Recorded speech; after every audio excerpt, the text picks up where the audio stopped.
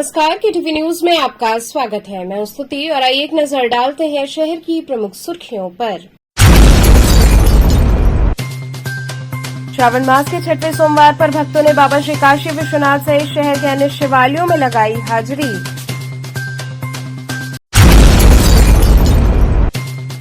भाजपा प्रदेश अध्यक्ष भूपेंद्र सिंह चौधरी आए वाराणसी, कई कार्यक्रमों में की शिरकत।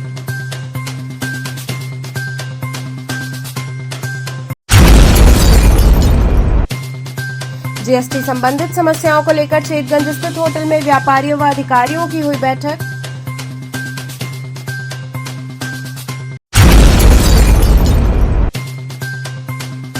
और रामनगर औद्योगिक क्षेत्र से जुड़े लोगों ने विद्युत वितरण निगम के एमडी से की मुलाकात।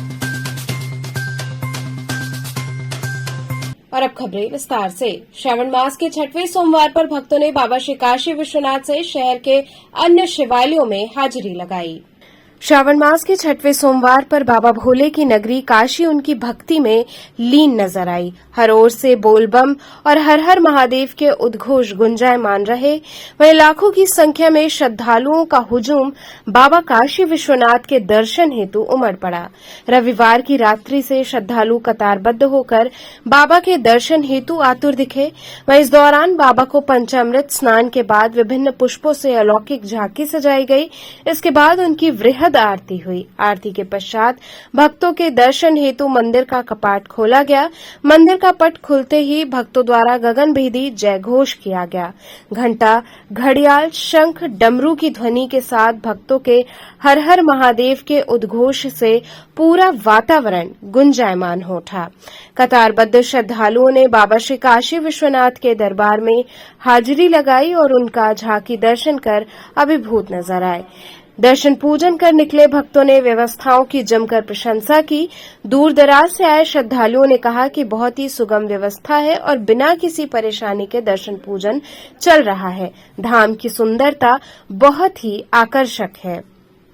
वहीं इस दौरान आए हुए श्रद्धालुओं की सुरक्षा के दृष्टिगत काफी संख्या में फोर्स तैनात रही, जो कि लोगों को निर्बाध रूप से दर्शन पूजन कराने में जुटे रहे। एसीपी दशाश्वमेध अवधेश पांडे सहित काफी संख्या में पुलिस बल मौजूद रहा।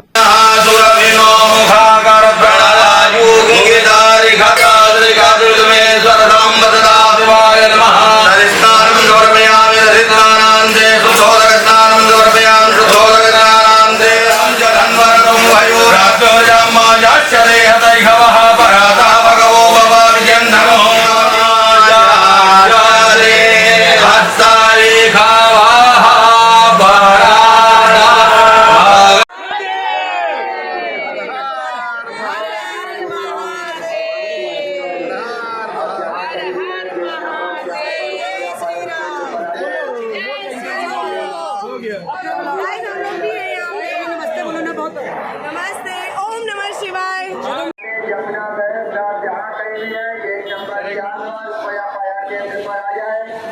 आपके साथ के लोग आपका इंतजार कर रहे हैं। सुल्तानपुर से आई हूँ। कैसा लगा? मुझे बहुत अच्छा लगा। इसका योगी मोदी का, योगी मोदी हमेशा रहे, हम लोग को बहुत अच्छा लगा। क्या चाहती है? आगे चाहते हैं मंदिर बन जाए, इसी तरह अच्छा लगे, हम लोग आते रहें। आज बाबा के दरबार में दर्शन बहुत अच्छी तरह दर्शन मिला हम लोग को। बहुत अच्छी व्यवस्थाएं हैं, बहुत बढ़िया योगी मोदी किए हैं। कहाँ से आई सुमित्रा जी? लखनऊ से। तो बाबा के दरबार में गई, दर्शन पूजन हुआ ठीक ठाक? हाँ, अच्छे से हुआ। क्या मांगी बाबा से? हर परिवार देश सब सुख शांति, ये मंदिर बन जाए। हाँ, मंदिर बन जाए। कितने दिनों बाद आई मंदिर दर्शन? एक साल बाद। कैसा लगा मंदिर इस बार? अच्छा लगा। व्यवस्था वगैरह सब ठीक है? हाँ, बहुत अच्छा। हाँ, कैसा लगा? बहुत अच्छा लगा, बहुत बढ़िया लगा। लेकिन अच्छा नहीं है, ज्ञानवापी वाला भी क्लियर हो जाए, बढ़िया एक बढ़िया मंदिर बन जाए चारों तरफ से, बहुत अच्छा लगेगा। भोलेनाथ की कृपा से बहुत अच्छा दर्शन हुआ। बस यही देश की सुख शांति और जो है इसके लिए भला किए हैं। जी जी। वहीं सावन के छठवें सोमवार पर शहर के अन्य शिवालयों में भी भक्तों की कतार लगी रही। इसी कड़ी में ईश्वरगंगी स्थित जागेश्वर महादेव मंदिर में काफी संख्या में श्रद्धालुओं ने दर्शन पूजन किया। इस दौरान भोर से ही श्रद्धालुओं के मंदिर पहुंचने का क्रम प्रारंभ हो गया। श्रद्धालुओं ने भक्तिभाव से प्रभु का जलाभिषेक किया तथा उन्हें बेलपत्र, मदार की माला, फल, फूल, मिष्ठान इत्यादि अर्पित करते हुए जीवन मंगल की कामना की। मंदिर के महंत मधुर कृष्ण जी महाराज ने सभी श्रद्धालुओं में प्रसाद वितरित किया और सावन माह में प्रभु के दर्शन पूजन के महत्व को विस्तार से बताया। हाँ गुरु जी, किस तरह का दर्शन पूजन चल रहा है? श्रावण का कौन सा सोमवार चल रहा है?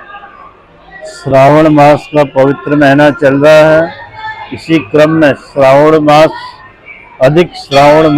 का आज अंतिम छठा सोमवार है और इसमें प्रातःकाल 4 बजे से भक्तों का दर्शन के लिए भगवान शिव अपने आराध्य के दर्शन के लिए सुबह 4 बजे से भक्तों का रैला उमड़ा पड़ा है। अपने कल्याण के लिए अपने आराध्य के लोग दर्शन कर रहे हैं और इस पवित्र महीने में दर्शन करने का विशेष महत्व है।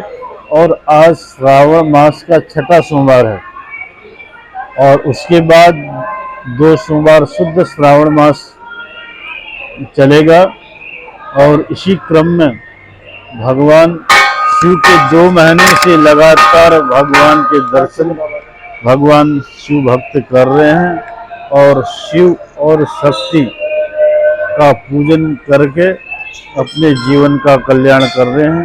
भगवान शिव का पूजन का जीवन में विशेष महत्व है और भगवान शंकर तो कल्याण के देवता हैं, इसलिए इसमें अभिषेक पूजन करने का विशेष महत्व है। इसलिए भगवान शिव के पूजन का अभिषेक श्रावण के महीने में अवश्य करना चाहिए, जिससे मनुष्य के जीवन में सुख, शांति, समृद्धि बनी रहे और उनका अपना कल्याण करे। बाबा के दरबार में इस बार जो है 2 सोमवार जो है 2 महीने का पड़ गया श्रावण मास जी। क्या कहना चाहेंगे, कितनी भक्ति है आज के इस दरबार में? बहुत भक्ति है, बहुत लोग आ रहे हैं और सबको आना चाहिए। बाबा की महिमा अपरंपार है।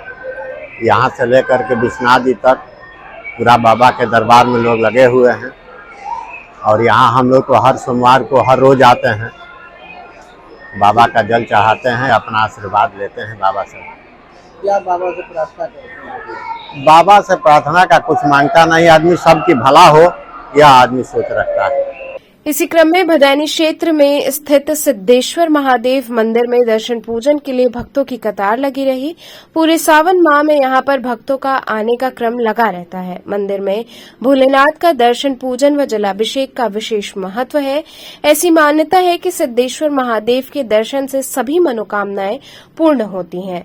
दर्शन पूजन करने आई महिला श्रद्धालु सुनिधि शुक्ला ने बताया कि सामने घाट नगवा की वो रहने वाली हैं। उन्होंने कहा कि पहले ये बिलवरिया जंगल के नाम से प्रसिद्ध था। इसमें करपात्री जी आराधना करने पहुंचे तो ये जंगल था, बेलों और पीपल का पेड़ था, जिसके झुरमुट से ये शिवलिंग मिला है। ये शिवलिंग स्वयंभू है। इस मंदिर में सावन का अपना विशेष महत्व है। वहीं मंदिर के पुजारी अभिषेक त्रिपाठी ने बताया कि भोर से मंगला आरती के बाद दर्शन हेतु पट खोला गया है। अब तक हजारों श्रद्धालु दर्शन पूजन कर रहे हैं। दर्शन पूजन का क्रम निरंतर जारी है।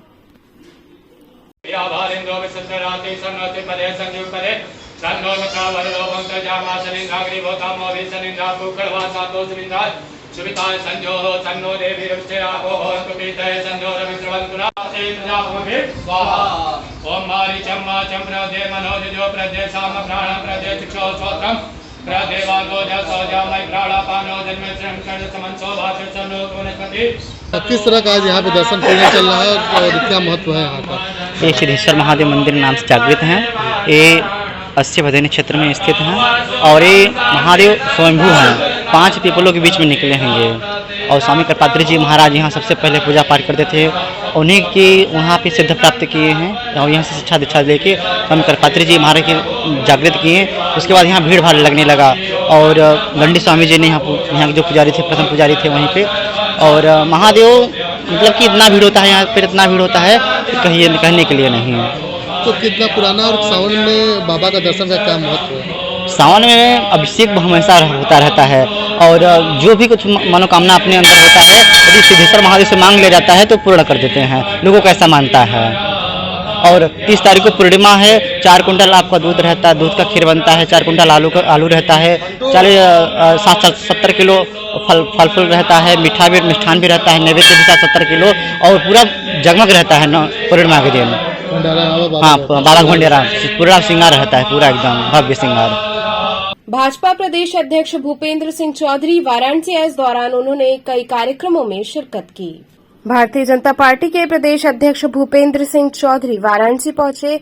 इस दौरान उन्होंने रोहनिया स्थित भाजपा कार्यालय में बैठक की। विभाजन विभीषिका स्मृति दिवस पर प्रदर्शनी का अवलोकन किया। वहीं लोकसभा प्रवास योजना की बैठक भी की। संगठन की तैयारियों और कामकाज पर चर्चा की गई। वहीं हर घर तिरंगा अभियान को लेकर भूपेंद्र चौधरी ने कहा कि तिरंगे के प्रति हमारा सम्मान है, हर घर तिरंगा लहराए। पार्टी ने अपने अलग अलग मोर्चे के माध्यम से अभियान को आगे बढ़ाने का निर्णय लिया है।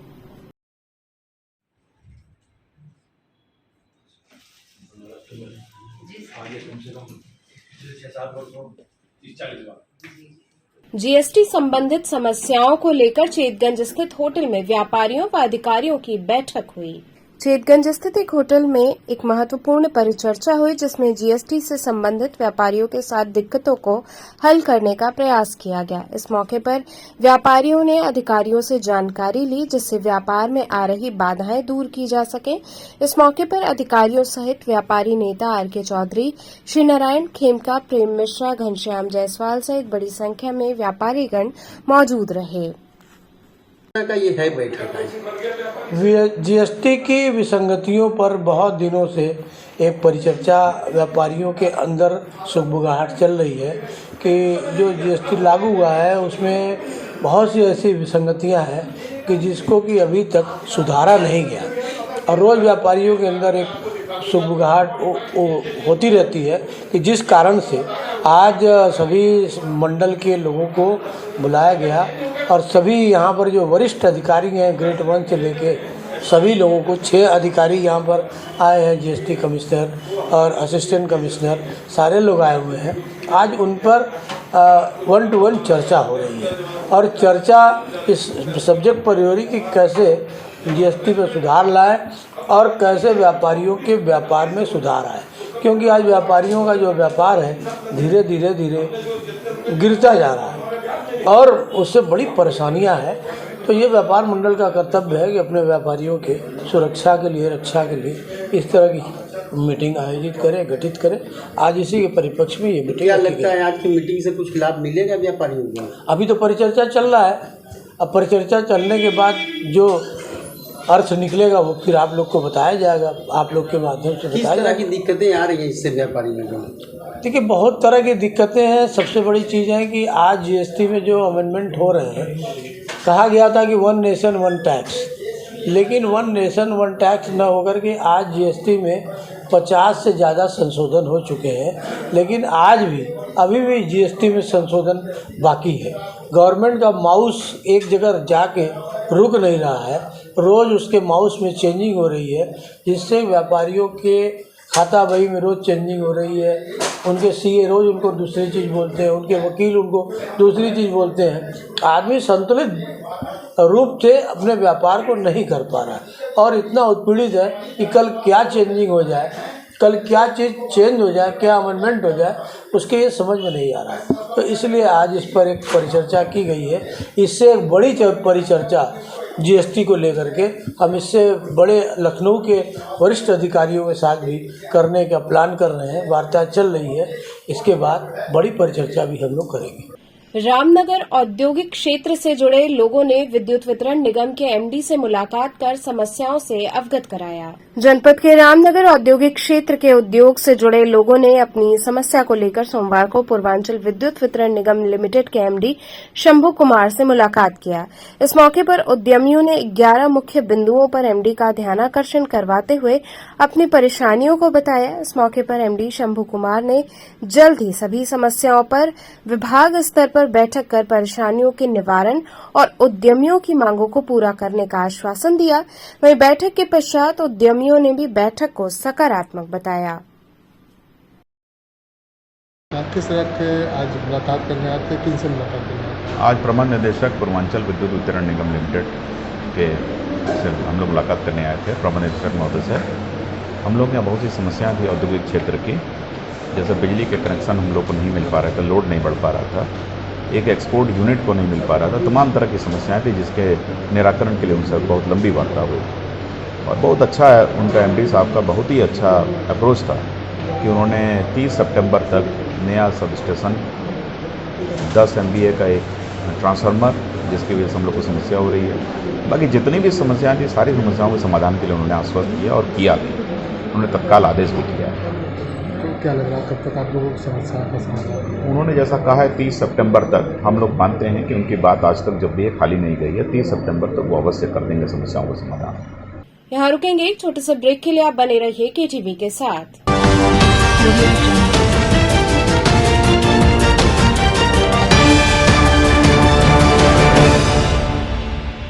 खबरों से जुड़े रहने के लिए हमारे चैनल केटीवी वाराणसी को सब्सक्राइब करें और लेटेस्ट अपडेट्स के लिए बेल आइकन को प्रेस करें।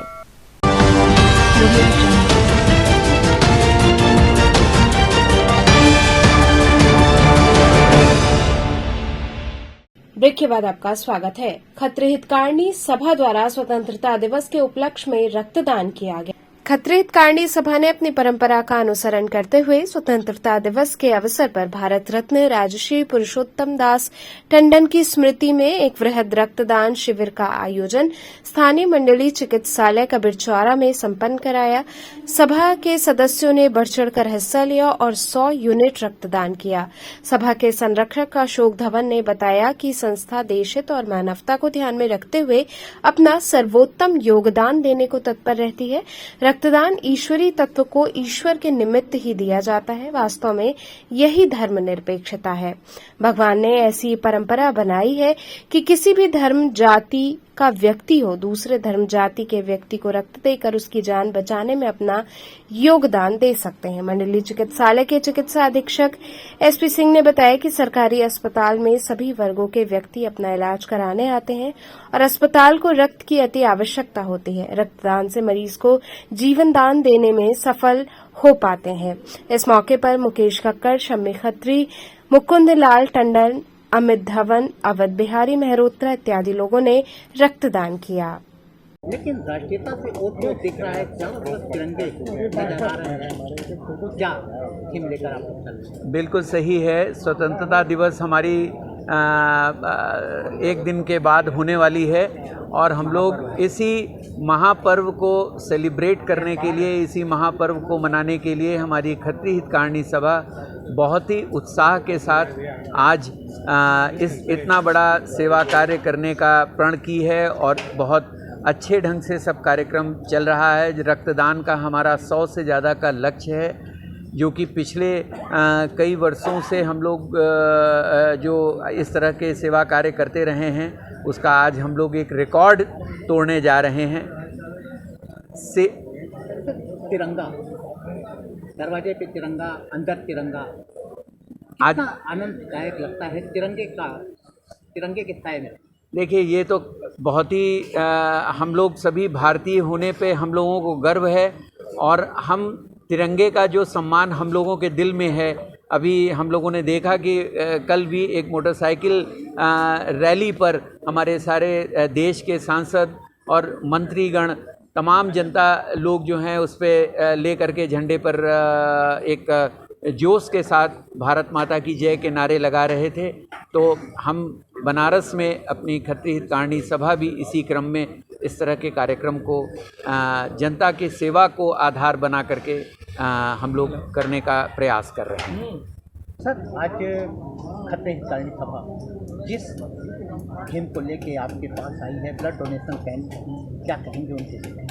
ये बहुत ही उत्तम एक विचार है इनका, और जिस जोशो खरोश से ये लोग यहाँ इकट्ठा हैं और जितने उत्साह से यहाँ ब्लड डोनेशन हो रहा है, 100 ब्लड डोनेट करने का आज इनका लक्ष्य है, लेकिन मेरे को लग रहा है कि ये उससे ज़्यादा ही ये हो जाएगा। और हर उम्र के लोग, चाहे वो बुज़ुर्ग हों, चाहे वो मिडिल एज के हों, चाहे वो बच्चे हों, वो हर जो भी ब्लड दे सकते हैं वो सब लोग अपने आप को ब्लड डोनेशन देने के लिए आगे आ रहे हैं। ये बहुत ही हर्ष का विषय है। सर, इनके प्रोग्राम में 3 थीम एक साथ नज़र आ रही है।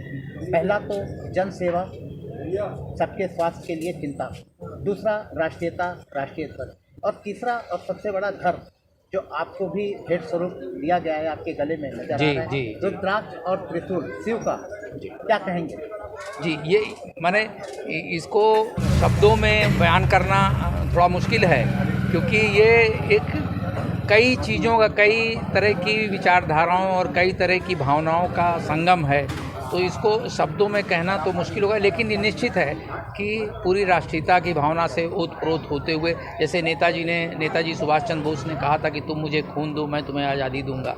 बेसिकली जो हमारी राष्ट्रीयता की भावना है वो कहीं ना कहीं खून का जिक्र उसमें होता है। इस तरह से ये खून जो आज दिया जा रहा है, निश्चित है कि एक रक्तदान से 3 लोग की जान बचती हैं, और ये यहाँ पे हमारे अस्पताल में तमाम लावारिस मरीज़ आते हैं। हम लोग यहाँ JSY के जो डिलीवरीज़ होती हैं और गरीब गुरबा जो कि और ब्लड नहीं अरेंज कर पाते हैं, उनको यहाँ से ये एकदम मुफ्त में ये ब्लड दिया जाता है, बिना एक्सचेंज के दिया जाता है। तो इनका ये रक्तदान व्यर्थ नहीं जाएगा, ये कुछ लोगों की जान बचाएगा, और इसके लिए सभी लोग धन्यवाद के पात्र हैं। क्रांतिकारी चंद्रशेखर आजाद जी पर सेंट्रल जेल में जिस जगह पर कोड़े बरसाए गए थे उसे संरक्षित किया गया है और रोजाना उन्हें नमन किया जाता है। साल 1921 में अंग्रेजों के दमन के दौर में 15 साल के क्रांतिकारी चंद्रशेखर आजाद पर वाराणसी सेंट्रल जेल में जिस जगह कोड़े बरसाए गए थे उस जगह को संरक्षित किया गया है और वहां पर रोजाना उनकी याद में उनकी प्रतिमा पर पुष्प चढ़ाकर माल्यार्पण किया जाता है। वहीं केंद्रीय कारागार परिसर में ही अब वहां पर उनकी आदमकद प्रतिमा स्थापित की गई है। इस प्रतिमा का अनावरण खुद सूबे के CM योगी आदित्यनाथ ने किया है। जिस स्थान पर ये प्रतिमा स्थापित हुई है वहां पर अंग्रेजों ने साल 1921 के दिसंबर महीने में अदालत के फैसले के बाद आजाद जी पर 15 कोड़े बरसाए थे। चंद्रशेखर को आजाद नाम एक खास वजह से मिला। चंद्रशेखर जब 15 साल के थे तब उन्हें किसी केस में एक जज के सामने पेश किया गया। यहां पर जब जज ने उनका नाम पूछा तो उन्होंने कहा, मेरा नाम आजाद है, मेरे पिता का नाम स्वतंत्रता और मेरा घर जेल है। जज ने यह सुनने के बाद भड़कते हुए चंद्रशेखर को 15 कोड़ों की सजा सुनाई। यहीं से उनका नाम आजाद पड़ गया। चंद्रशेखर पूरे जीवन अपने आप को आजाद रखना चाहते थे। सर, 15 अगस्त है, आने वाला है और क्रांतिकारी महीना चल रहा है। यहाँ पर चंद्रशेखर आज़ाद जी की क्या कुछ इतिहास रहा है इस जेल से जुड़ा हुआ? बिल्कुल रहा है। इस जेल में उनको बंद तो नहीं किया गया था, लेकिन जो जानकारी है इस जेल के संदर्भ में जो हमारे महान क्रांतिकारी चंद्रशेखर आज़ाद जी की स्मृतियों के साथ जुड़ी है वो ये है कि यहाँ पर भारत माता की जय बोलते हुए इसको अपराध माना और इस संदर्भ में उनको इस कारागार के अंदर लाकर उनको 12 बेतों की सज़ा दी गई थी। तो क्या उम्र रहा होगा उस समय चंद्रशेखर आज़ाद जी का जिस समय उनको जेल में कोड़े बरसाए गए थे? उस समय का उम्र लगभग 15 वर्ष रहा होगा, ये एग्जैक्ट तो नहीं, 1921 के आसपास की घटना। सर्व सेवा संघ को ध्वस्त किए जाने के विरोध में काली पट्टी बांधकर सिंहद्वार पर आक्रोश सभा की गई। सर्व सेवा संघ को भाजपा सरकार द्वारा अवैध रूप से ध्वस्त किए जाने के विरोध में लंका गेट बीएचयू पर काली पट्टी बांधकर आक्रोश सभा की गई। सभा में वक्ताओं ने कहा कि भाजपा की सरकार गांधी जी के विचारों की हत्या करना चाहती है। सर्व सेवा संघ, जिसका मामला कोर्ट में लंबित होने के बावजूद अवैध रूप से ध्वस्त करना इस बात को दर्शाता है कि ऐसे संस्थान जो शांति, सद्भाव और एकता की बात करेगा उनको तोड़ दिया जाएगा। गोडसे ने 1948 में गांधी जी की गोली मारकर हत्या की थी और आज भाजपा सरकार उनके विचारों के केंद्र को तोड़ रही है। भाजपा सरकार द्वारा सर्व सेवा संघ को तोड़ना न सिर्फ जमीन का मामला है बल्कि एक विचारधारा पर हमला है। राजेंद्र प्रसाद की अध्यक्षता में लाल बहादुर शास्त्री, विनोबा भावे और जयप्रकाश नारायण द्वारा स्थापित संस्थान को अवैध बताना देश के आजादी के महानायकों की ईमानदारी पर सवाल खड़ा करना है। भाजपा सिर्फ सर्व सेवा संघ को नहीं ध्वस्त कर रही बल्कि विश्वविद्यालय, सरकारी संस्थानों और कंपनियों की पूंजीपतियों को बेचकर भी खत्म कर रही है। काशी हिंदू विश्वविद्यालय के छात्र छात्राएं भारत छोड़ो आंदोलन के समय गांधी जी से कंधा मिलाकर अंग्रेजों के खिलाफ स्वतंत्रता की लड़ाई लड़ी थी और वही लड़ाई आज के छात्र छात्राएं गांधी जी के विचार को बचाने के लिए तानाशाह सरकार के खिलाफ आगे आए हैं। इस कार्यक्रम में प्रमुख रूप से प्रोफेसर आनंद कुमार, डॉक्टर संत प्रकाश, डॉक्टर प्रतिमा गौड़, राम धीरज, फादर आनंद, ईश्वर चंद, राजन गुप्ता, आकांक्षा इत्यादि लोग शामिल रहे। जो आज यहाँ खड़े हैं उस विचार के साथ खड़े हैं कि हमें बचाना है। बहुत इस विश्वविद्यालय की संख्या 20,000 के पार है, लेकिन शायद हम मुट्ठी भर लोग हैं, चंद लोग जो हिम्मत दिखा पाए और ये गोडसेवादियों के खिलाफ खड़े होने की साहस दिखा पा रहे हैं। तो सबसे पहले हम आपके उस साहस को सलाम करते हैं और आप सभी का स्वागत करते हैं कि आप यहाँ पे आए और इस आक्रोश सभा का हिस्सा बने। साथियों, हमेशा से समाज में वो छात्र समुदाय ही रहा है जो समाज को दिशा दिखाने का काम किया है, चाहे वो आदिवासियों की जंगल हो। ये आज का ये आक्रोश मार्च है। जैसा कि बनारस के सभी निवासियों को पता होगा कि यहाँ पे जो सर्व सेवा संघ है, जो एक बड़ा केंद्र था, रिसर्च का एक बड़ा केंद्र था, जो गांधी के विचार को, जो उनकी विरासत को संभाले हुआ था, उसके 23 भवनों को कल जो यहाँ के जिला प्रशासन है उसने गिरा दिया।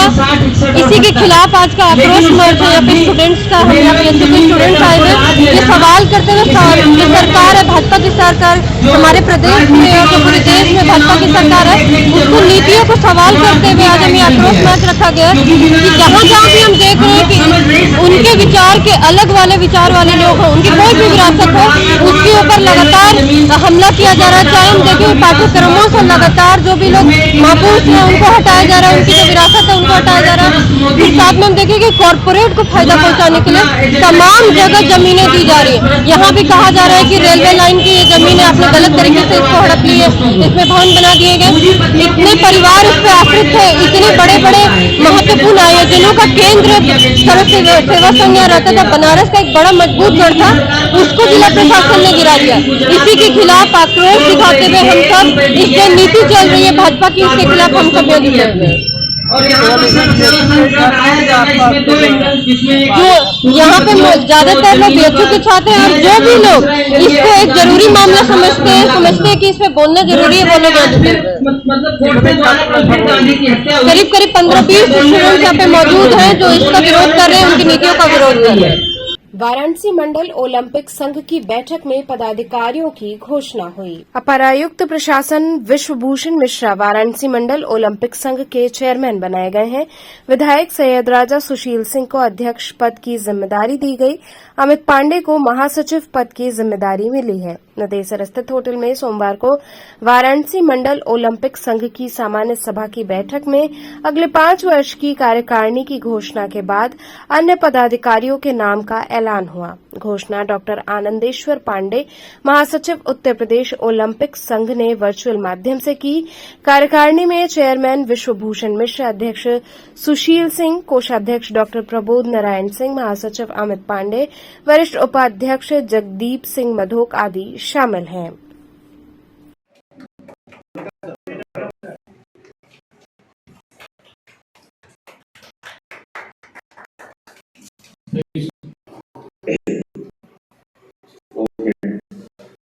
आज कॉन्फ्रेंस क्यों हुई? देखिए, ये हमारे आनंदेश्वर पांडे जी ने, जो कि जनरल सेक्रेटरी ओलंपिक संघ के हैं, उन्होंने एक मंडल ओलंपिक एसोसिएशन गठित की है नई, जिसमें कि हमारे अमित पांडे जी हमारे जनरल सेक्रेटरी हैं, डॉक्टर प्रबोध नारायण सिंह जी हमारे कोषाध्यक्ष हैं, ट्रेजरर हैं, और मैं उसमें सीनियर वाइस प्रेसिडेंट हूँ, और बाकी हमारे पास वाइस प्रेसिडेंट्स हैं।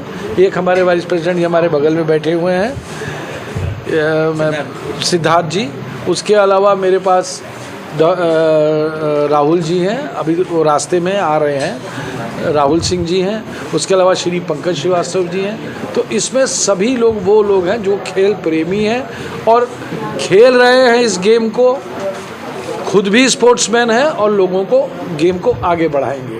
ये बेसिकली प्रधानमंत्री जी की ये एक योजना है, जिसमें कि ये जो आपका खेल कूदो इंडिया वाला, उसमें या इसमें से लेके बच्चे लेके इसमें आगे जाएंगे। तो मुझे पूरी उम्मीद है कि इसका अच्छा एक मैसेज जाएगा और हम डिस्ट्रिक्ट से लेंगे और फिर मंडल से आगे बढ़ाएंगे इसको, ताकि वो उत्तर प्रदेश का नाम रोशन करे। अभी जहाँ तक उम्मीद है कि अगली बैठक हमारी सितंबर लास्ट में होगी, उसमें आपको शुरू होगा। मेरे जनरल सेक्रेटरी अमित जी इसके बारे में आपको सारी बात। तो चलते चलते पुनः एक नजर डालते हैं शहर की प्रमुख सुर्खियों पर। श्रावण मास के छठवें सोमवार पर भक्तों ने बाबा श्री काशी विश्वनाथ सहित शहर के अन्य शिवालयों में लगाई हाजिरी।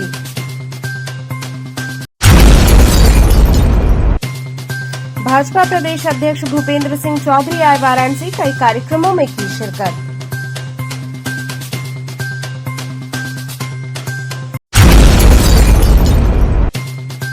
जीएसटी संबंधित समस्याओं को लेकर चेतगंज स्थित होटल में व्यापारियों व अधिकारियों की हुई बैठक।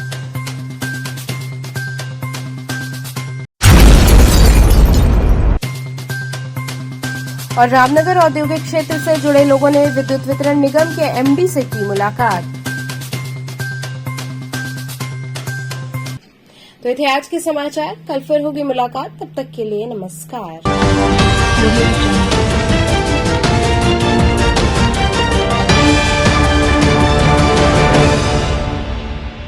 खबरों से जुड़े रहने के लिए हमारे चैनल KTV वाराणसी को सब्सक्राइब करें और लेटेस्ट अपडेट्स के लिए बेल आइकन को प्रेस करें।